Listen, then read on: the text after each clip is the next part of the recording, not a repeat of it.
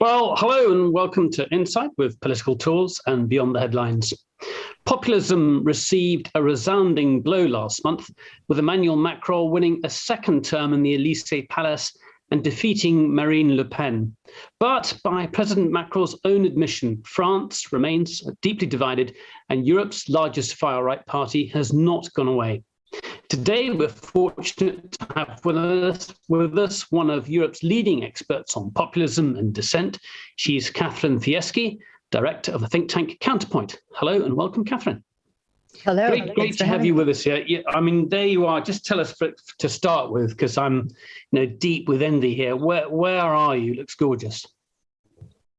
I'm in Florence, and it's very sunny, and I'm here, of course, to discuss populism in Europe at a conference. Okay, excellent. It looks wonderful. Beats where I am, and I guess a lot of people are watching too. We're going to talk about the elections, which are obviously critical in what they say about the future direction of Europe, but also it gives us an opportunity to talk about populism and, if it's not too grand a goal, the state of liberal democracy in general. And here's the bigger question. If you do think liberal democracy is under threat, how should politicians respond? So that's what we're going to come to a bit later. But just to start with, can we talk about the results? Macron won, but Marine Le Pen did a lot better than she did last time. What changed in this last campaign? So I think two main things changed. There's probably more, but I think the two main things are, first of all, that in 2017, Macron was new, young, maverick, burst onto the political scene, a radical kind of new project outside of the mainstream parties. And to some extent, I think that, he benefited from this status, and he benefited from this offer. And of course, the past 5 years, in many ways, he's been a perfectly competent president. He's handled the pandemic perfectly well, but he's also had major protests. The shine has worn off. And I think that, by the time the elections came around, a lot of voters simply could not stand him. So there's detestation of Macron is one thing that I think played out in these elections, both in the first round and in the second round, with Marine Le Pen doing so well. And then I think it's also what she did since 2011, when Marine Le Pen took over the party from her father. She really decided that she was going to go a lot broader than her father did, that she was going to water down the explicit sort of far right discourse that had characterized her father's party, the anti-Semitism, the attacks on Islam, but also the attacks on migration, immigration, etc. She put that slightly on the back burner, and she concentrated much more on cost of living issues and marginalization issues. And what she was able to do was actually court, and successfully so, a lot of the voters who had been the backbone, first of the Communist Party and then of the Socialist Party, particularly in northern France. And, she made them an offer that was sort of nationalist, sovereignist, but also protectionist. And so she was able in this election to set herself up as the representative of ordinary people versus what, she referred to as the president of the rich. What you'd see often in the interviews in the run-up to the campaign, people saying she's close to me, she's like us. So this idea of being close to the people, but nevertheless, if you look at, and I know you've spoken about this, her campaign and her actual policies, they're pretty tough.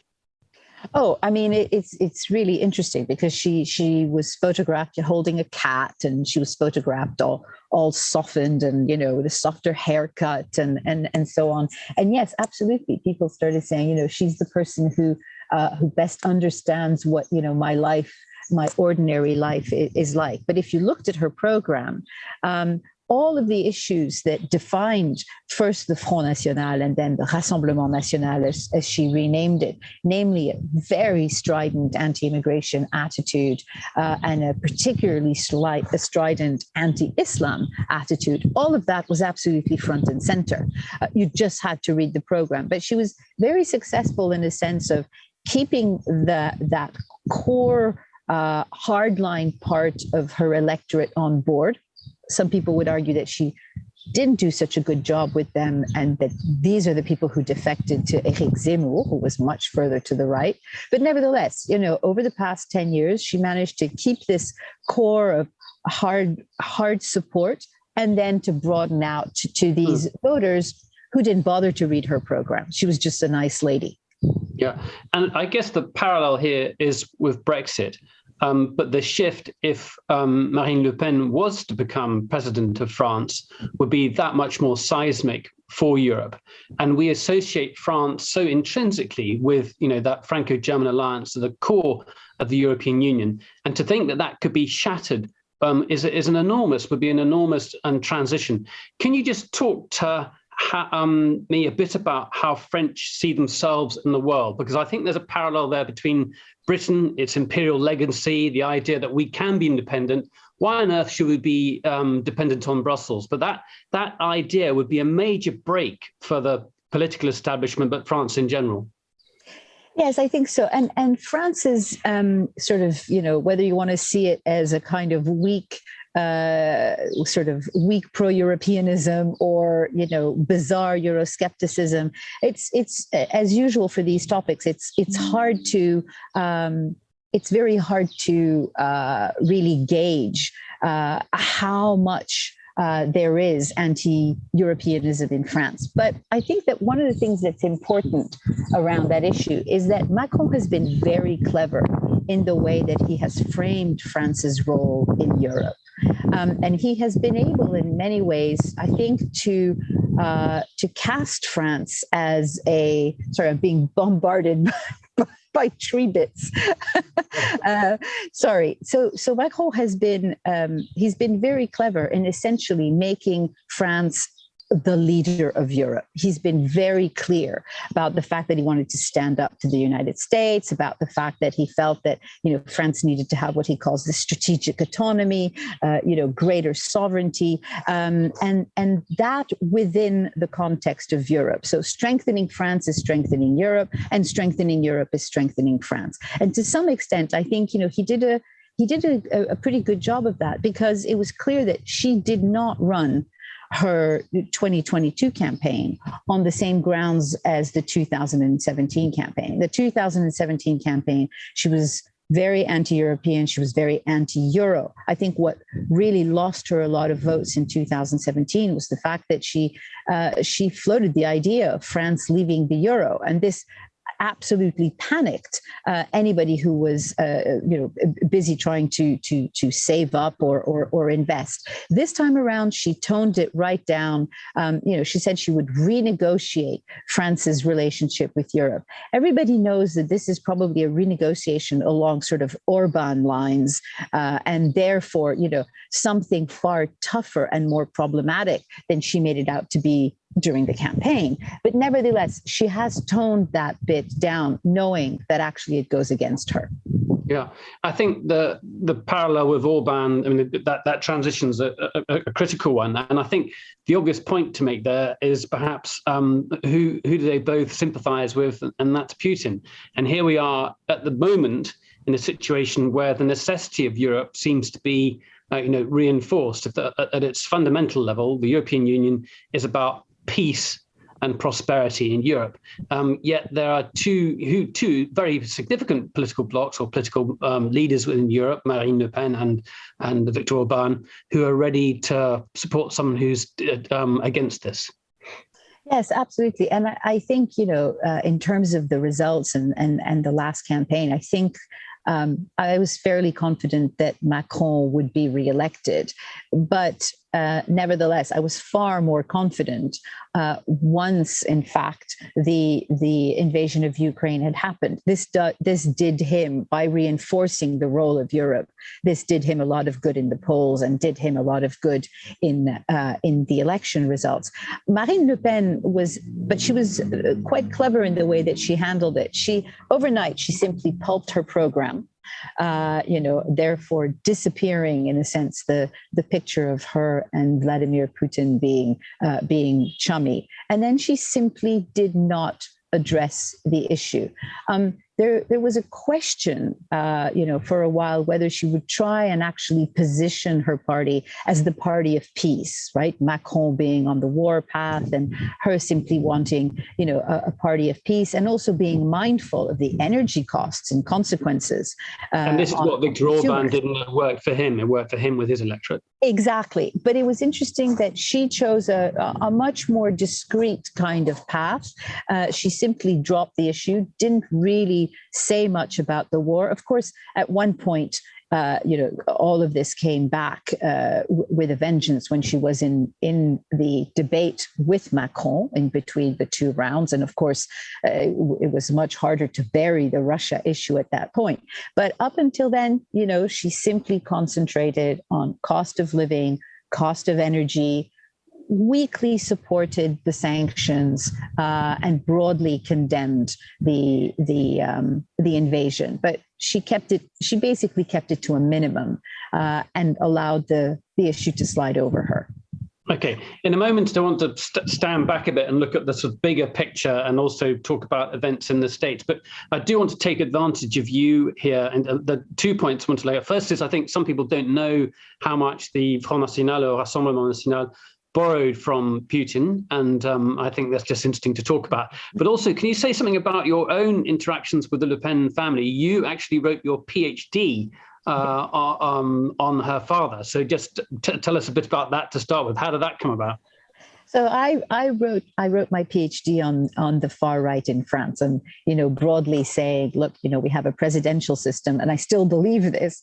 We have a presidential system that serves leaders like Jean-Marie Le Pen. It serves the personalization of power, and the far right is very good at the personalization of power. So that was the main argument. But in order to get a real sense of my subject, I thought that I needed to speak to the man himself. And so How long ago was this? How long ago? When did you do this?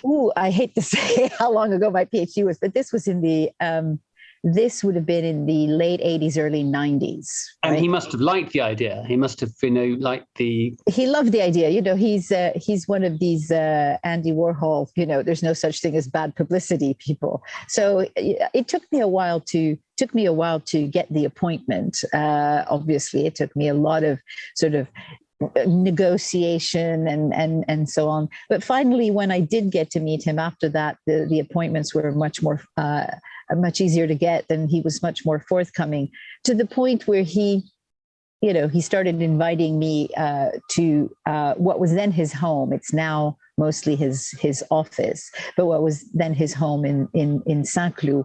And this is, I often get the question of, but why would he meet with you? And I mean, A, again, there's no bad publicity, and B, because he loves the sound of his own voice.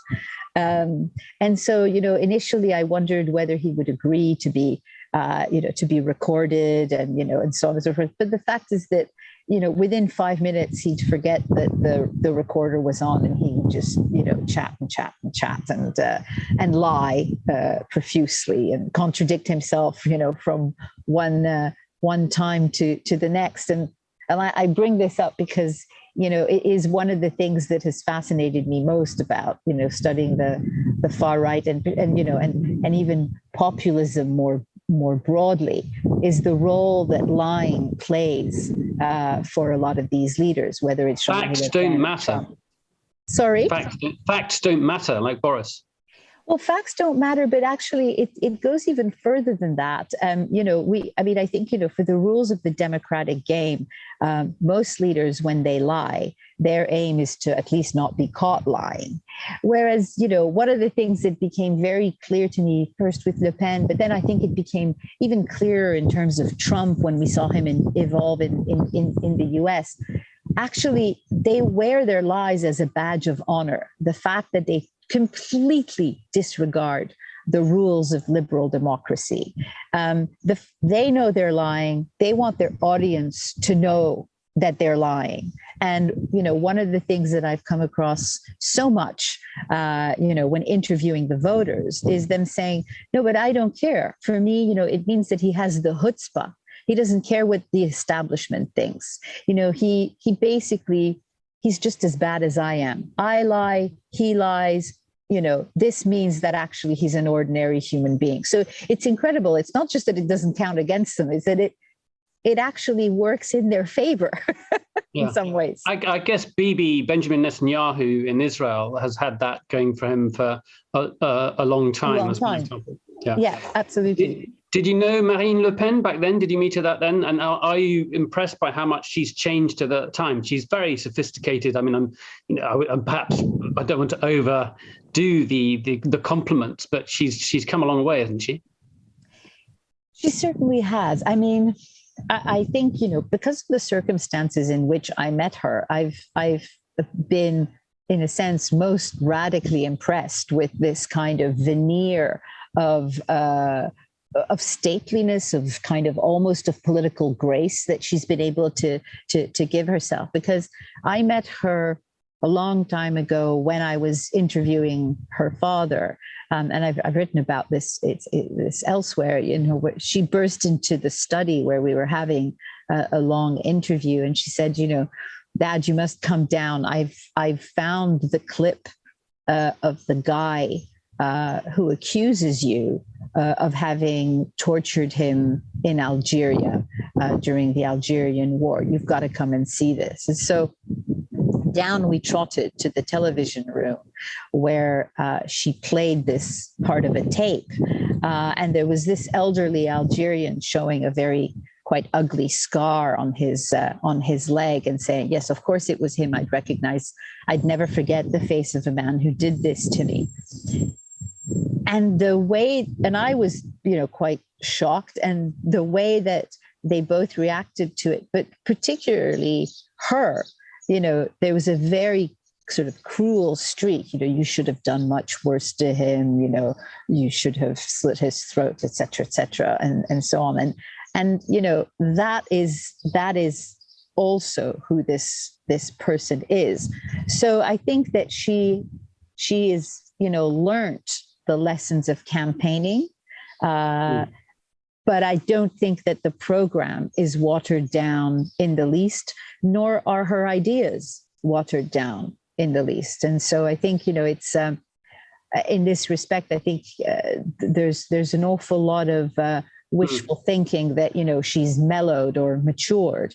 I think if we had seen a Marine Le Pen presidency, we would have seen something extremely disturbing. And this really is the point, is that the threat to democracy needs to be taken seriously. And I mean, I think we can, the problem is there's so much to talk about that the conversation can get very big. I mean, you'd spoken about CPAC, which is a conservative lobby group, very, more to the sort of Trumpian side of the Republican Party, coming here, having confidence in Europe. And where are they choosing to do it? They're choosing to do it in Budapest. So there's an alliance. There are people who clearly see each other as partners. And at the same time, and I guess my question is, how far are they ready to go to break up what we have? But I mean, that's such a sort of huge question to start. We're going to start where you wish. No, I mean, I think that, in terms of the the kind of studies that I've carried out, I've probably never been on the particularly alarmist front, or declaring that somehow liberal democracy was on the way out or broken for good. I have to say that one of the things that the past 20 or 25 years teach us, there's two things. One is that they are extremely organized, and that this is a long-term project for those who position themselves against various aspects of liberal democracy or representative democracy, however we want to qualify it. And we see how much this project has come to fruition through kind of painstaking media mobilization, a lot of money being thrown at it in the United States. So I think that they are taking this very seriously. And even though, I've often been skeptical of this idea that, there was a camp mobilizing, against liberal democracy, the fact is that this is actually what has emerged. And then I think that, the other thing that's important here is that the past 20 years show us that they're very good at polarizing, and basically creating two camps. That's what populism does. You're either with us as the people, or you're against us. You're not a political opponent. You're an enemy to be, that I want to annihilate. And that polarization, once it gets into the kind of political bloodstream, if you like, breeds more polarization. And I think that, it is this kind of really vicious cycle that, whether it's the United States or whether it's various European countries, we are at a point where we have created political systems where there is hardly any political center that stands for compromise or negotiation. We've created political systems that are polarized. And in this respect, the populist, the hardline populist left of Mélenchon is just as problematic as the hardline populist right of Marine Le Pen, because they too bear no compromise, right? They too refuse to negotiate. So the whole idea of a pluralist policy and polity where people just kind of, you win sometimes and you lose at other times, and it's this kind of swings and roundabouts. And as long as you're not always on the losing end, the system survives, and you work with the system. I think that's what's been eroded. Now, the fact is that it's far from a perfect system, and the levels of inequality that most of our countries face are partly to blame for this polarization. But the way that it's been exploited, I think, creates a dynamic that makes me much more pessimistic or at least realistic about how much effort it's going to take on the part of the center, the center, or the represent, the center, to actually reclaim that capacity for pluralism and dialogue. And we too are going to have to invest in the long term, just like they did 25 years ago. Let's stay with France, because the temptation is, and I do want to talk about the states, and that's a huge question in itself. But if we stick with France, if you look at the appeal that both the Rassemblement and Mélenchon represent to voters, how should a centrist politician be addressing them? So Macron has this, image of, moi l'État. I'm almost an embodiment of the state. That's a very old French idea, but it's seen as arrogant. And yet he's missing out on the sort of fundamental concerns of voters. And I know that this is something you've looked at with your think tank in particular, that that really mainstream politicians, if you want to talk about it, are not getting it. If it's a cost of living crisis, it's not really being dealt with. The issues that matter to people from day to day are still not being addressed. And that's why the populist parties are doing so well. So I think that's true. And it's both true and not true. So if we take France, actually the levels of protection in France are fairly high. The way that Macron has, basically followed suit on the whatever it costs that Europe did at the European level, has essentially, put a cap on the rise of energy prices for consumers. We've received energy checks in the mail. Everybody's got, it's not much, but it's €100. A lot of this is being managed in incredibly proactive ways. Inflation in France is lower than far lower than in most European countries. So, I think, to some extent he's doing something right. But the fact is that there's two things. One is his political style, right? His political style essentially marks him out very much as somebody who thinks of himself as the elite. To start your presidency and say that you're going to be Jupiterian doesn't exactly, send a signal that, you want to cozy up to the ordinary voter, right?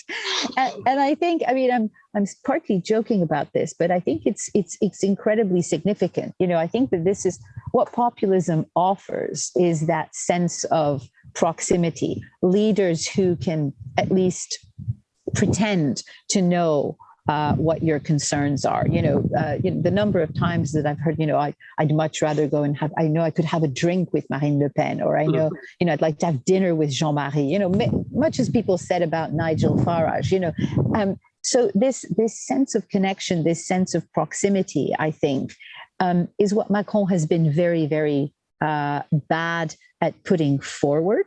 He's pretty much incapable of it. He also knows that, I think, actually the majority of French people don't want that from their president, right? The previous president, pre-2017, François Hollande, basically started off his mandate saying, I'm going to be a normal president, right? I'm just going to be normal. The French hated it, right? They actually, the fact is they kind of do want Jupiter. So I think that he's suffering from it, but he knows very well, and this is why he won, he knows very well that for a majority of the French, that image of somebody that's above the fray, he's not the prime minister, he doesn't run the government, he's the head of state. And Macron plays fully to that. But of course, that is precisely the opposite of what a populist candidate will offer, the genuine or the pretense, at least, of a genuine understanding of what you're going through. And I think that this is what we're seeing in French politics is populism kind of writ large, with two candidates, Mélenchon and Marine Le Pen, who both basically say, if you want somebody who knows what your life is like, vote for us, versus somebody who says, I have a certain idea of France rather than of you.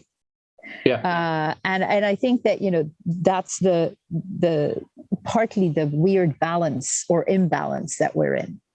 So, I mean, I'm thinking of Joe Biden as, it's a Pennsylvania Joe, Scranton Joe, the guy who understands, and I'll use an old term, the working man, because it's that kind of image. And are you saying that has to be a part of the fundamental response of democracy in Europe to populism, leaving aside the US? And you talk also about the lack of ideas, the lack of a sort of an ideological response to what's going on around us. You're saying that's quite hollow too.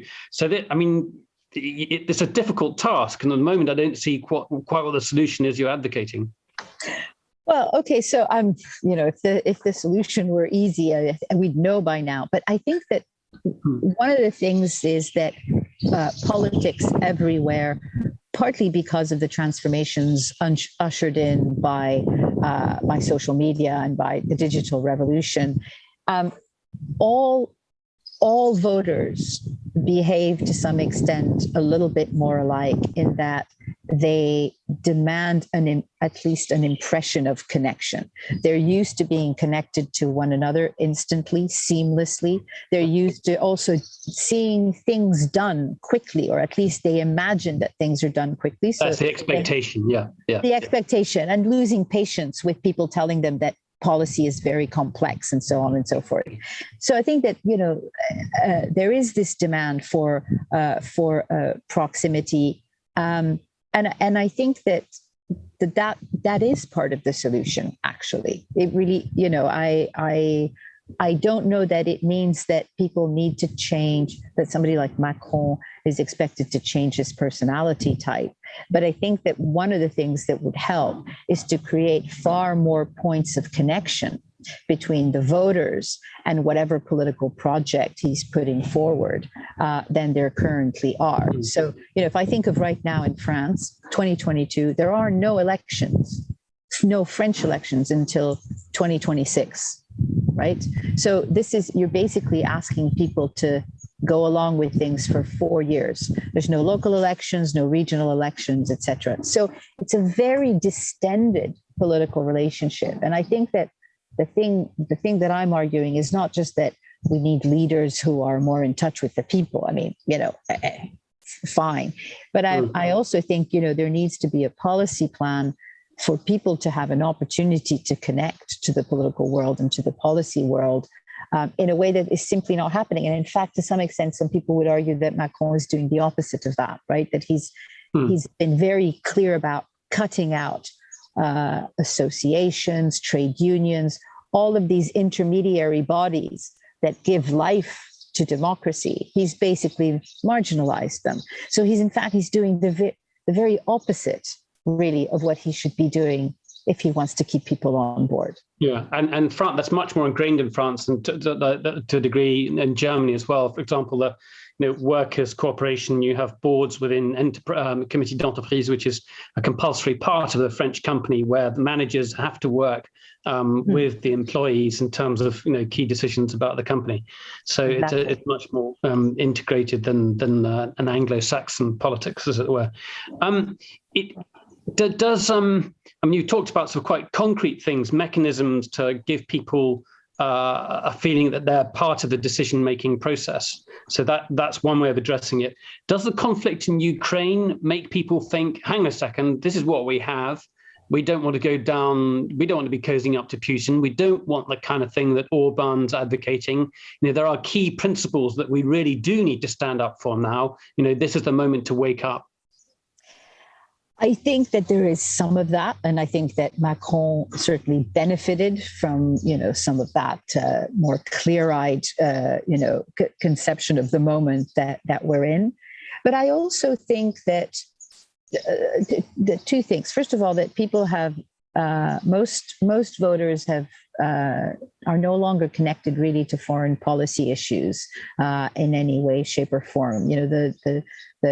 Their sources of information don't take this on board very much. They have a very domestic view of things. And so, yes, Russia, Ukraine bursts onto the scene, but I don't think it's, part of a grand reflection about liberal democracy in the world, or even France's role in the world. So I think I don't know how far it goes, but I also, I think that somebody like Jean-Luc Mélenchon, who's made this alliance of the left, for example, he would basically argue a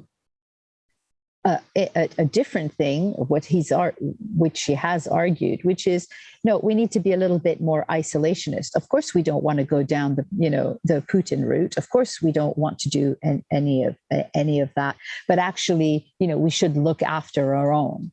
And I think that this is one of the dynamics that actually has currency, and that this kind of polarization that the populists, both left and right, kind of maintain in political systems sort of contributes to this, right? Everybody becomes so wrapped up in a kind of domestic infighting that actually what they want is almost more isolation from the rest of the world. And this is what all these voters have in common, both on populist left and on the populist right. They want to be protected from any kind of transformation that is going on globally. It is a deeply anti-plural and anti-global view of the world. So the idea of saying, well, I'm really glad that, we have a Macron rather than a Marine Le Pen because we can face Russia. I don't think even we get to that. We get to people who say, I just really wish this wasn't happening. Yeah. And I feel, I think we should to start taking questions. We'll bring up Elaine Moore in just a second. I know she's got a question coming. It's very difficult to argue. Listen, I know if you're in the north of France, or you're in, the northwest, England, actually, in actual fact, migration and global trade is a good thing for your economy, and you're going to do better from it. And that's something that if I was going to be a politician, I would want to try and advocate, but it's not something they want to embrace. No, they don't. And let's be fair. The fact is that over the past 5 years, if you look at what's happened in the European Union, partly under the impetus of Macron, Macron, who everybody accuses of, rabid liberalism and sometimes even neoliberalism. I mean, to some extent, Macron has done more to turn the European Union into a more protectionist, a more, a stronger, but also more inward looking. I mean, to some extent, I would say that a Macron has actually taken on board some of these desires for deglobalization, right? And perhaps that is also part of the solution. The fact that at one point you realize that, maybe, offshoring everything to either China or somewhere else, not only does it have, does it create issues in terms of jobs, but actually in the end, you find yourself in situations like the pandemic and so on. It's pretty complex, isn't it? It's yes, very. These are nuanced economic arguments. Yeah, okay, absolutely. Let's bring a question from Elaine Moore. Please, everyone, do start bringing your questions in. We're going to talk about the States in just a second as well. So many areas we could be talking about. Go ahead, Elaine. Well, thank you, Catherine. This has been both fascinating and frightening. I'm sorry. Yes. Here in Wales at the moment, we have an ongoing trial of a relatively young man who's a neo-Nazi. So my question is, to what extent is the Rassemblement National allied and creating allegiances with other right-wing parties and groups across Europe, and in particular, the UK? So I think it's a two-part answer. One is that they have been to some extent very quietly building these bridges. Sometimes not so quietly. So, for example, at the European Parliament elections, there's always an attempt to bring some of these very different far right or populist right parties together. It doesn't always work at the European Parliament level because, let's face it, they are nationalists, right? So they don't play nicely together. They don't play nicely, with other foreign parties, and this has placed a real limitation, right? When we thought, for example, that there might be a real alliance between Marine Le Pen's party and the Italian Lega with Salvini, but actually these people are all slightly prima donnas, and so they don't like the power sharing, they don't like to compromise, and their groups at the level of the European Parliament don't yield very much. So they've been trying, but on that level they've been failing. But I think more broadly, outside of the institutions, outside of the representative institutions, they are much more successful at doing that. Marine Le Pen would never say that, for example, she's working with neo-Nazi groups, but everybody knows that, in a lot of her political rallies, and this was certainly also the case for her father, the security was provided by essentially skinheads and neo-Nazis, right? So was there an alliance between them? No, but they work together kind of. You think that's not currently, is it? That was previous. I mean, in the last 10, 15 years or so. Or are you talking quite recently? The accusations are still being leveled right now, right? That there's the kind of beneath the surface. This is all pretty interconnected. And then I think it's pretty interconnected. We know in terms of personal relationships. So personal relationship with Orban, obviously personal relationship with Putin. There is very much a concerted effort to work together, and also, Putin financed the Marine Le Pen's party. She has a huge outstanding loan to a Russian bank that is, very closely related to the Kremlin. So I think these interconnections run deep, and it goes back to what I was saying about the fact that they have been building this, whether it's the media, the campaign strategies, the financial networks, all of this is coming to fruition now, both on a logistical and strategic level, but also on an ideological level. They're just being much smarter about it than they used to be, and distancing themselves when they need to, or coming close when they have to. Simon Jackson, go ahead. How much do Macron and Johnson genuinely dislike each other, as opposed to hamming it up for their respective populist bases? Their respective populist bases. Okay, so I mean, I don't know. I think that I think so. Several things. One is I think that Macron is genuinely exasperated with, you know, the negotiations and the Brexit situation. So whether or not he likes or dislikes Johnson, he thinks that Johnson is presiding, you know, over a process, but not in good faith. And so I think that, you know, this is the main argument for somebody like Macron. I think on a personal level, and I don't say this as a supporter of Boris Johnson, right? But I think that on a personal level, they're able to get on, you know, for sort of short-term, you know, short-term deliberations. But I think the sentiment since the trade negotiations, the sentiment is so much that there has been, you know, a failure to implement the agreement, playing with fire over Northern Ireland, that it's very hard to go. It's very hard to go beyond that to thinking about the personal relationships. Having said all that, I don't think that, you know, there's any reset on the horizon, you know, between the EU and Britain at the moment, and certainly not between France and Britain. But I think that cooperation on defense and on foreign policy issues like Russia, but certainly on defense, I think this is what may keep the cart on the road, despite all sorts of suspicions.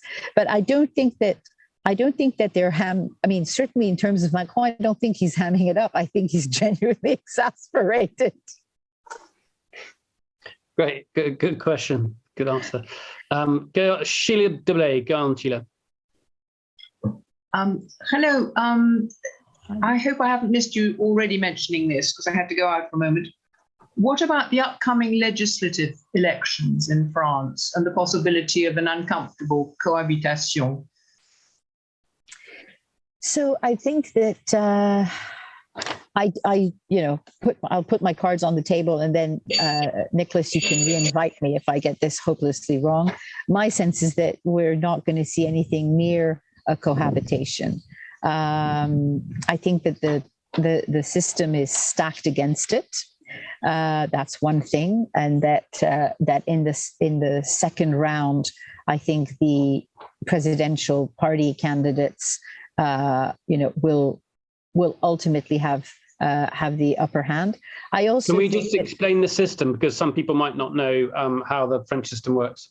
Of course, it's again a 2-round system, and you have to have more than 12.5% of the vote to go forward into the second round. It's very rare that you get more than 3 people going forward. Generally, by some fluke, you get a runoff with 2 people. But when you do get 3 people going forward, generally what you get is a kind of an alliance game.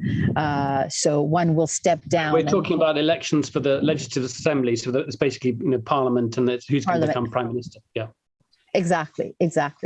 And so I think that in the upcoming elections, in round 1, we may very well see a strong showing, particularly on the part of the left side of the spectrum, where there is now a coalition between the radical populist left of Jean-Luc Mélenchon, the Communist Party, the Socialist Party, and the Greens. Now, to some extent, this is a very broad coalition, and it's quite impressive that they made that they have actually pulled it off. But it's such a broad coalition that my sense is it's also a relatively unstable one. And then when it comes down to it, there's going to be a lot of infighting about who stands down for whom in the second round. So I think it's interesting though to run with that game for a number of reasons. What would happen if there was a cohabitation? If imagine that this left alliance did very well, and that Macron decided, therefore, that he would have to constitutionally name a prime minister that reflects the majority in the assembly. Would it necessarily be Mélenchon, or would it be another personality on the left? My sense is that Macron would not necessarily go for Mélenchon, even though he is the most visible leader at this point. But I also think, the French constitution is a complex one because of this hybrid system where you have both a president that is the head of the executive, but also a prime minister who's kind of also the head of the executive. So it's quite a murky situation. But what it comes down to is that the prime minister really deals with the domestic issues and the domestic policies, and that the president tends to, essentially have prerogatives in foreign policy. So I think that what we would see is pretty much the same going forward in terms of foreign policy and European policy. But I think that on the other hand, it would be disruptive. We wouldn't get the kinds of, domestic reforms that Macron is hoping to put together. But I don't think it would be crippling to a complete extent. But again, my view is that we're not going to see that. My view is that Macron will have a majority, a smaller one than now, and that the left will be the leading opposition force. Kathleen, your think tank's focused, and correct me if I'm wrong here, is to try and identify areas where you think there might be a popular opposition or dissent. And that's where you see this a big threat to democracy or instability. You've written quite a bit about the green deals, environmental policies, which are absolutely necessary at the moment, but also the possible political fallout that's going to come from them. At the moment, we've got this conflict. Oil prices are enormously high. How do you think, can you give us some kind of, if you were going to warn people or warn politicians, warn political parties about the risks over the next, 5 years or so, 4 or 5 years or so, what are you saying? And do you think that politicians are likely to jettison many of those commitments because of the high costs for fuel at the moment? So I think that what we're going to see is probably a bit of a fight between the European Commission and some of the member states. The European Commission is going to, and has released and is going to release a lot of funds for this transition, will demand that they be used for the climate and the energy transition. But of course, as you say, given current concerns, it would be very hard, to implement this kind of domestic politics. So I think we're going to see some friction between the two. I do think that, particularly, in France, in Germany, people are waking up to the fact that this transition has to happen, certainly in the case of Germany, but also, in places like France and in the Nordic countries, this transition has to happen. It will, and they're just starting to realize that it's going to be painful and that they're not going to be able to shield everyone from some of the costs of this necessary transition. But one of the things that we've been working on that strikes us as particularly interesting is that I think domestic politicians, but also European policymakers will try and tread a fine line, not to demand too much too fast, but at the same time demand implementation of this Fit for 55 package. And my sense is that most politicians in domestic contexts are going to get caught in the crossfire of essentially green movements and green leaders and green activists who are going to demand that things go much more quickly, much faster. And, with a substantial part of the younger voters, behind them. And those like the yellow vests in France that we've seen, but also other populist manifestations who will demand that things slow down because the costs are too high, for ordinary citizens and consumers. So I think that, over the next 5 years, as we implement these very necessary packages, we're going to see a lot more clash, right, between these two sides of the argument, and that politicians are going to be caught in the middle. So I see this kind of dissent on the horizon, and it is already starting to materialize. I do recommend having a look at Catherine's think tank and what they're putting up online, and maybe Karen can type that out in the chat. It's counterpoint.uk.com. I think I stand corrected. And to be corrected, right. Okay. And that it's worth looking, because there are editorials, there are papers published on there, and they're worth having a look at. Let's go across the Atlantic. We are going to be running a study tour for the US midterms. We are going to Pennsylvania, Philadelphia, DC, and then Virginia. That tour is sold out. And then we're going to be doing another tour, going to Florida and Georgia. And we're just looking at trying to put that together, where there are some hugely controversial things going on in Florida. So I do, in the last 5-10 minutes that we've got here, let's talk about the states. And in my view, it seems to me that the United States is heading towards constitutional crises on several levels. And we could point most recently to the possible announcement about Roe versus Wade.